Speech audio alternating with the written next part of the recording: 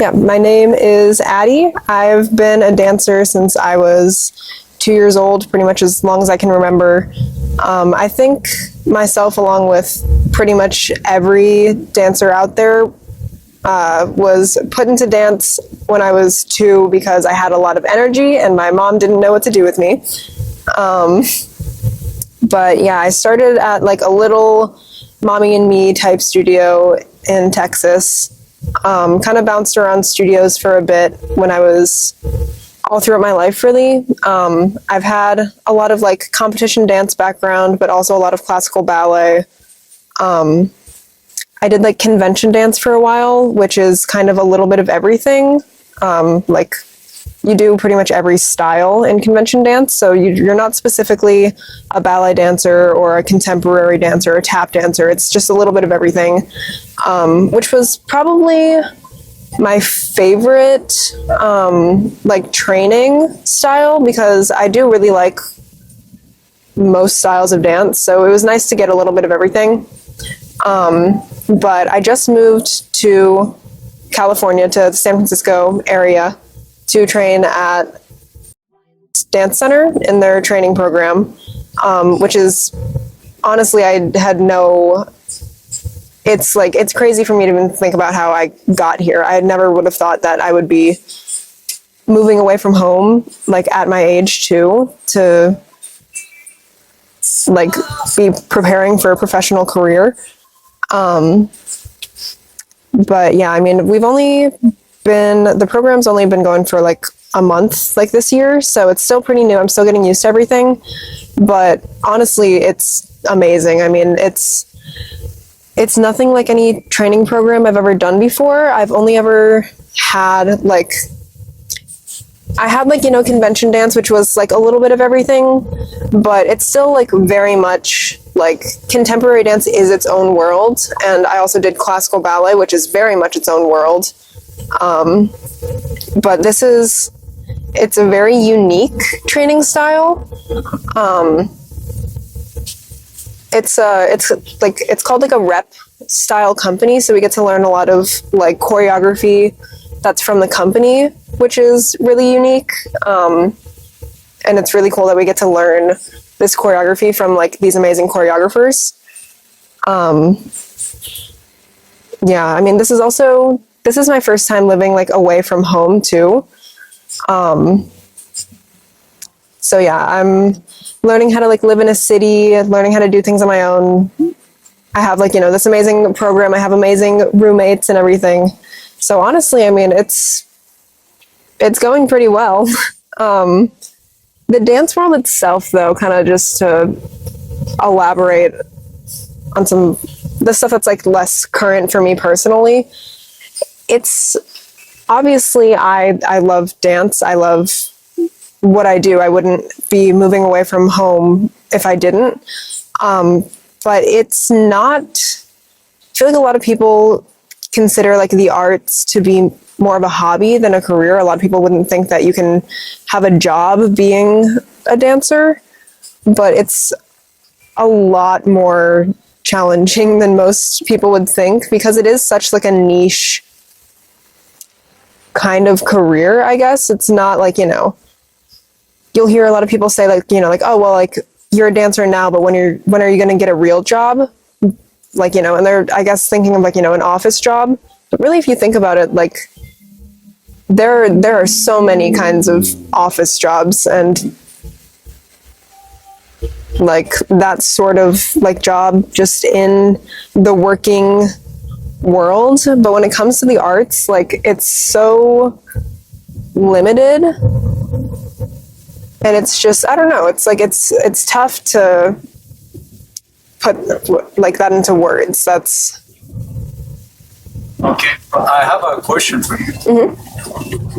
What would be your message to the people that they want to become a dancer? For you as a dancer, what are the hardest or the biggest sacrifice that you have done to get here? I would probably say my like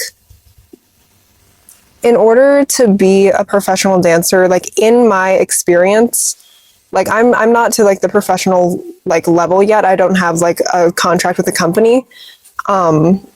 But you have to love, like, if you don't like love what you're doing, you're gonna burn out so fast in the dance world. It's obviously, you know, I love dance. But it's a very straining career path. Like, it's,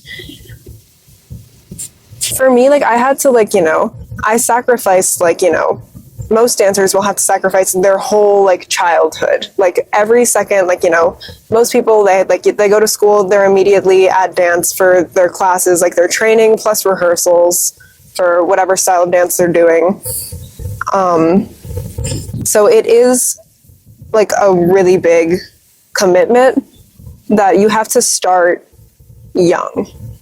Like, I had to, like, I used to be a competitive gymnast when I was little too, but I had to make the decision between dance and gymnastics when I was 7 years old, because both of them needed 100% of my time if I wanted to make it into a career.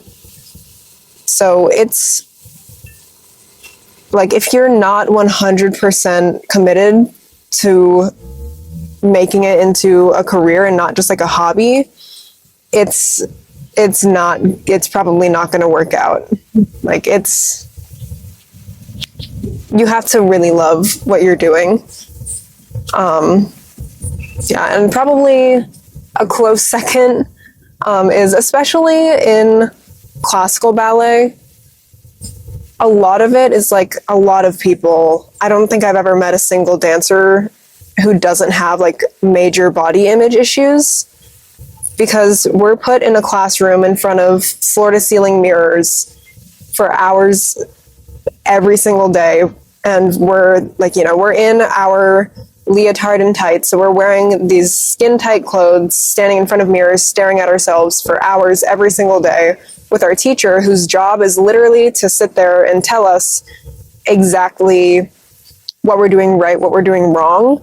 And you're just having this person tell you exactly I don't want to say what's wrong with your body, but at the end of the day, it is like, you know, what you're doing correctly or incorrectly. Like, what are you doing that looks wrong? Like, to some extent. I don't want to say just looks wrong, but I don't know if that makes any sense. I do IT.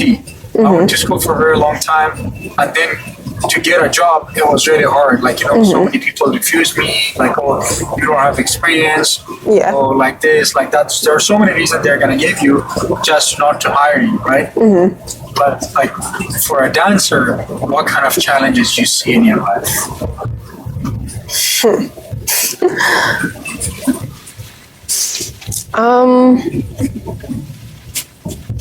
I guess one of the big ones would also be, because it is obviously a very physical job, you're like, it's dance, obviously it's physical. You're like, the timeline is very short for like when you're when you're likely going to actively be in a company. Like, I want to say the average age for a dancer in a professional company to retire would probably be like mid-30s. Yeah, because when you're doing the things that dance and like especially classical ballet requires your body to do, like, you're not going to be able to lift your leg above your head and be leaping across a stage every day until you're like 60. I mean, I definitely have teachers that are still capable of doing these things, but on like a professional career, like being in a company, being paid to perform, that sort of thing, usually people retire around like their mid-30s. So, I mean, it's a very, like,